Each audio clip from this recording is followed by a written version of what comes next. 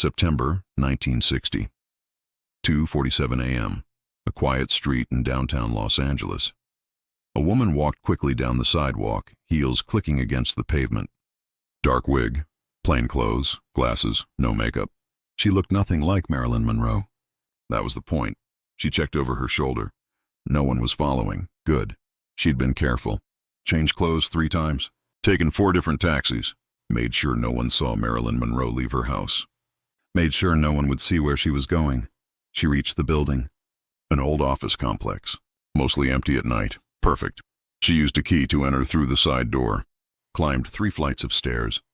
Knocked on a door marked Associated Press, Archive Room. The door opened. A man in his 50s, disheveled, tired. "You're late." I had to be careful. "Come in, quickly." She entered. The room was filled with filing cabinets, newspapers, documents, research materials. A makeshift office that looked nothing like the glamorous world Marilyn Monroe inhabited. "Did you bring it?" the man asked.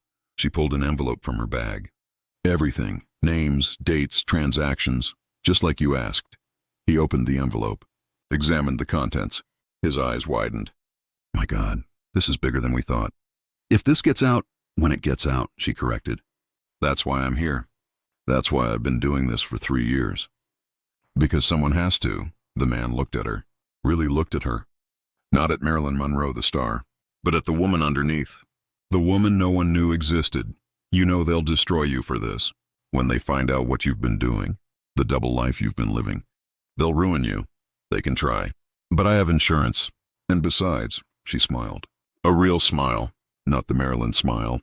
"Some things are worth the risk." What nobody suspected, what nobody knew, was that Marilyn Monroe had been living a double life for 3 years. By day she was Hollywood's biggest star. By night she was something else entirely. Something dangerous, something that would get her killed. But wait, because the truth about Marilyn's secret life was stranger than anyone imagined.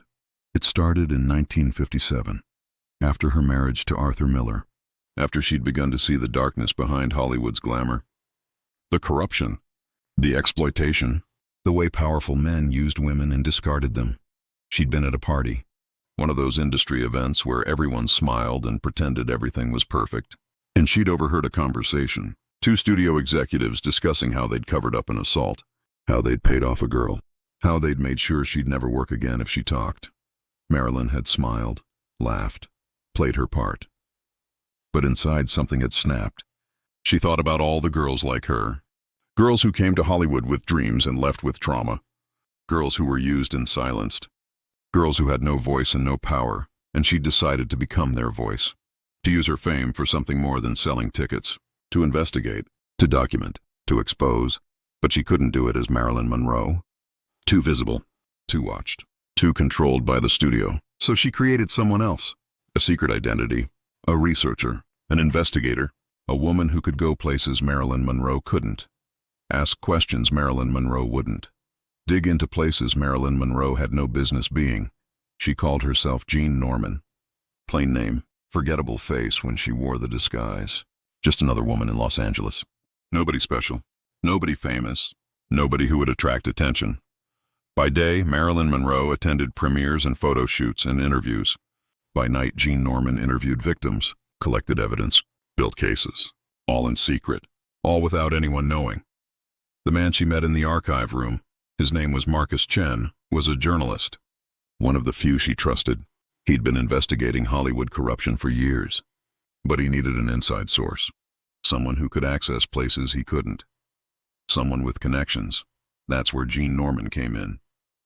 Where Marilyn's double life became an investigation that would eventually cost her everything. "How many cases do we have now?" Marcus asked, sorting through the documents.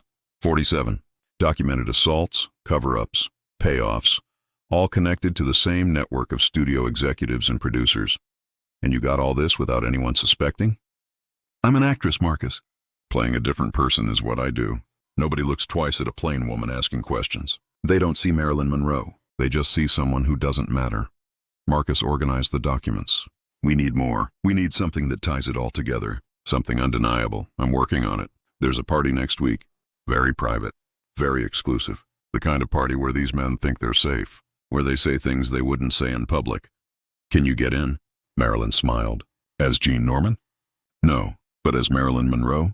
They'll beg me to come, and what Marilyn overhears, Jean documents. She left the archive room an hour later, changed back to herself. Back to the wig and the makeup and the costume of Marilyn Monroe. Went home, went to bed, woke up and played the role everyone expected. No one suspected. Not her publicist, not her agent. Not even Arthur, though he knew she was troubled by what she saw in Hollywood. He didn't know she was doing something about it. The double life continued.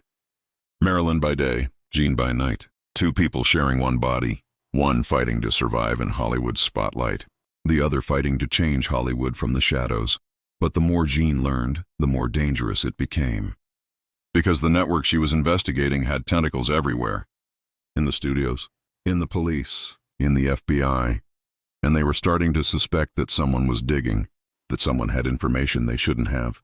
They just didn't know it was Marilyn Monroe. America's sweetheart, the woman everyone thought they knew. The woman who was actually someone completely different when no one was watching. But you won't believe what happened when someone finally discovered the truth. October 1961. Marilyn was at a Hollywood party, playing her part, smiling, laughing, being the fantasy everyone wanted. But watching, always watching, listening to conversations, noting who talked to whom, building her mental map of the network. She excused herself to the bathroom, walked down a hallway, heard voices from a room with the door slightly ajar. She slowed down, listened. We have a problem. Someone's been talking to victims, collecting statements. Someone's building a case. Who? We don't know. They're careful, using a fake name, wearing disguises. But they know things they shouldn't know. Then we find them, and we silence them. Permanently, Marilyn's blood ran cold. They were talking about John Norman, about her. They didn't know it yet, but they were hunting her. She hurried back to the party, made an excuse, left early, went straight to the archive room. Marcus was there working late. We have a problem, she said. She told him what she'd heard. His face went pale. They're looking for John Norman. If they find out it's me, they won't. You've been too careful. The disguise works. The false identity holds. They have no reason to suspect Marilyn Monroe. Unless someone saw me. Someone who recognized me despite the disguise. Someone who put it together. Has anyone ever questioned you? Seemed suspicious? Marilyn thought back. 3 years of sneaking out. 3 years of living this double life. Had there been any slip-ups? Any moments where someone might have seen through the disguise? Then she remembered. 2 months ago, she'd been interviewing a victim. A young actress who'd been assaulted by a producer. John Norman asking questions, taking notes. And as she'd left, she'd felt someone watching her. She'd turned, seen a man across the street, just standing there, staring. She'd thought nothing of it at the time. But now, there was someone, a man. He was watching me. I don't know if he recognized me or if he was just... We need to assume he did. We need to assume they know, which means we need to move fast. We release everything now, before they can stop us. But we don't have everything. You said we needed something that ties it all together. We have enough. 47 cases. That's enough to start the conversation. To force an investigation. It's not perfect, but it's what we have. Marilyn thought about it. About all the work. All the risks. All the nights as John Norman trying to build an airtight case. And now they might have to release it incomplete, imperfect, potentially ineffective. But the alternative was being discovered. Being silenced. Having all the evidence disappear. Okay, we release it. When? Tomorrow. I'll take it to my editor. Front page. Hollywood's dark secret. Insider exposed by anonymous source. We don't name Jean Norman. We don't mention you. Just the evidence. Let the truth speak for itself.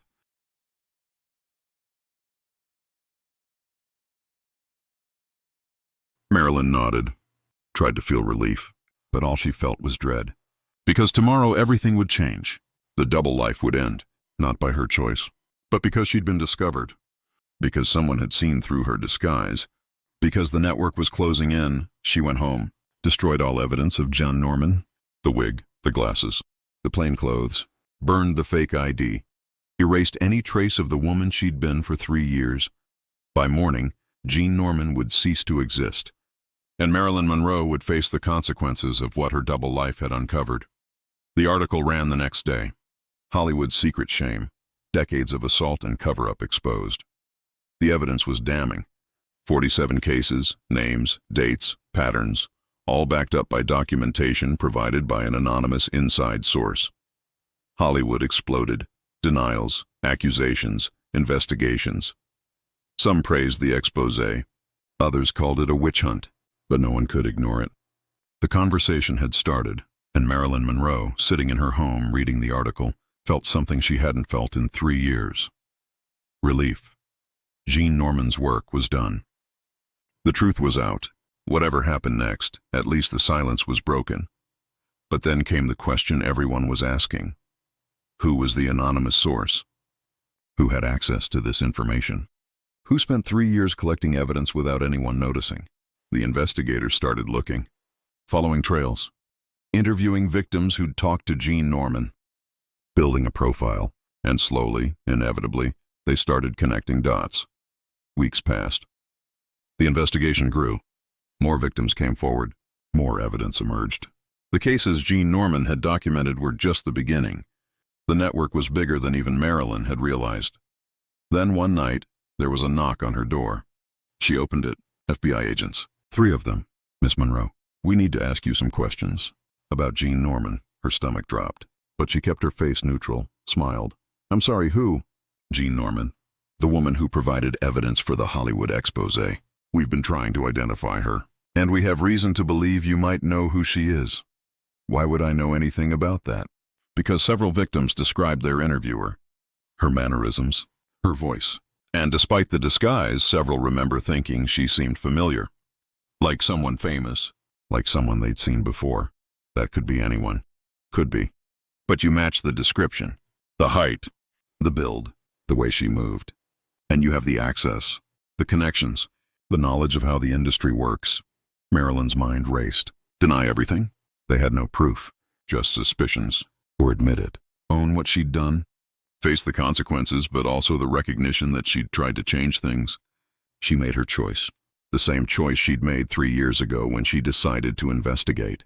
The choice to tell the truth. John Norman doesn't exist, she said quietly. She never did. It was always me. The agents exchanged glances. You're admitting you're the anonymous source? I'm admitting I spent 3 years documenting abuses in Hollywood. Meeting with victims, collecting evidence. Living a double life because it was the only way to get the truth out. Why? Why risk your career, your reputation, your safety? Because someone had to. And I had the access, the ability, the privilege, and using that privilege to help people who had none. That seemed like the right thing to do. One of the agents, a woman, looked at Marilyn with something like respect. You know they're going to crucify you for this. The studios, the producers, the network you exposed. They'll come after you. I know. But the truth is out. The investigation is happening. And even if they destroy me, they can't unring that bell. They can't put the truth back in the box. You're very brave, Miss Monroe. I'm very tired. But yes, I suppose I am. The agents left, promised to keep her identity confidential as long as possible. But Marilyn knew. The truth would leak. It always did. And when it did, Hollywood would know.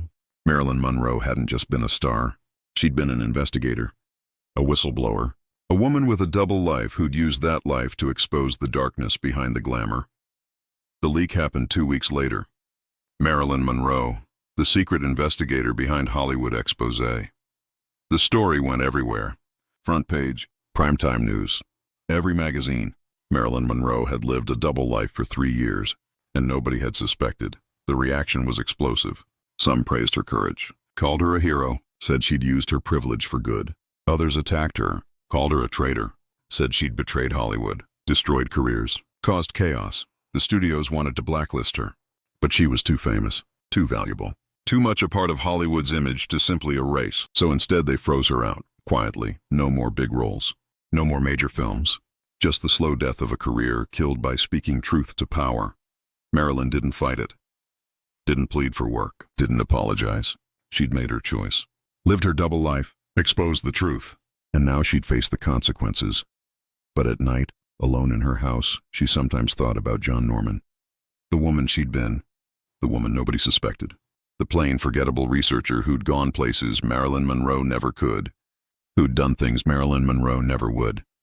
Who'd changed Hollywood even though nobody knew her name. Jean Norman was gone. But her work remained. 47 cases that became hundreds. An investigation that became a reckoning. A movement that started with one woman's double life and became a revolution. Marilyn Monroe's secret wasn't an affair, wasn't a scandal, wasn't what anyone expected. It was that she'd been someone else. Someone brave, someone who fought in the shadows while smiling in the light. Someone who'd risked everything to help people she'd never meet. That was the truth nobody suspected. That Marilyn Monroe's greatest performance wasn't on screen. It was the double life she lived, the secret identity she created, the justice she sought when no one was watching. And when they finally discovered the truth, when they learned what she'd been doing all along, it changed everything. Not just about how people saw her, but about what one person could do, what one double life could accomplish, what courage looked like when it came from the most unexpected source.